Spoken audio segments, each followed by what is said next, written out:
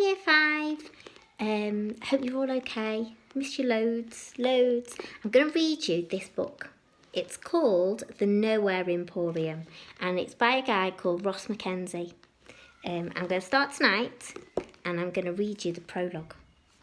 And I'll read you the blurb too. It's actually won lots and lots of awards. The Blue Peter Book Award winner, in fact. The Nowhere Emporium is open for business. Bring your imagination. The mysterious shop from nowhere can appear at any time in any city. Its magical labyrinth of rooms contains wonders beyond belief. But to enter, you must pay a price.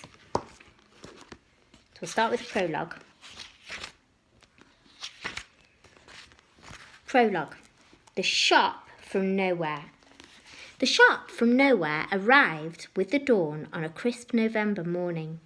Word travelled quickly round the village, and by midday the place was abuzz with rumour and hearsay. There were 4 shops in the row yesterday. Today there are 5. Did you hear? It sits between the butchers and the ironmongers. The brickwork is black as midnight and it sparkles strangely in the light. By evening time a curious crowd had begun to gather around the mysterious building. They jostled for position and traded with strange and wonderful theories about where the shop had come from and what it might sell, all the while hoping to catch a glimpse of movement through the darkened windows. The shop was indeed built from bricks, the colour of midnight. Bricks that shimmered and sparkled under the glow of gas street lamps. Blocking the doorway was a golden gate so fine and intricate that some wondrous spider might have spun it. Over the windows, curling letters spelled out a name. The Nowhere Emporium.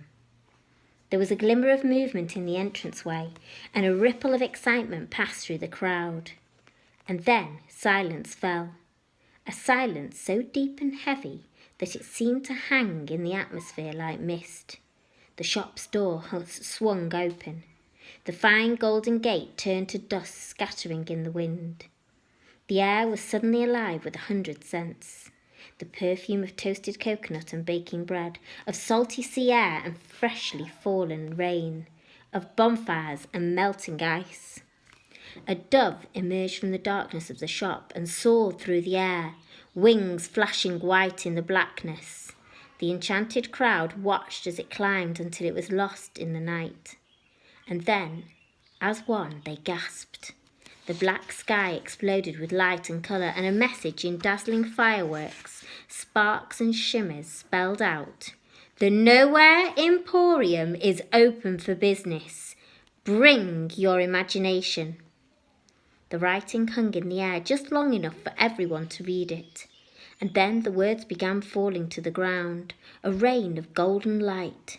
The crowd laughed in delight, reaching out to catch the sparks as they fell. Everybody who'd gathered outside the Emporium was entranced. No one had ever seen such a spectacle as this, and one by one they walked forward, touched the sparkling black brickwork, examined the tips of their fingertips, and then they stepped through the door to find out what was waiting. 2 days later, when the shop had vanished, a stranger arrived in the village. He was polite and he paid for his room with stiff new banknotes. But something about him, his startling height perhaps, or the hungry look in his cold blue eyes, troubled the villagers. He asked questions about a shop built from midnight bricks, but the tall man couldn't find a single person in the village who could recall the Emporium. Within a day, he too had gone, and all trace of these events faded from the history of the place. Those who'd walked through the Emporium's doors had no memory of anything that might have been inside. More importantly, none of them recalled the price of admission, the little piece of themselves they'd given for a glimpse at the Emporium's hidden secrets and wonders. Bring your imagination, the sign in the sky had requested. That's the first bit.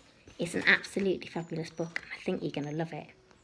Okay, so tune in again for chapter 1 tomorrow. Miss you all.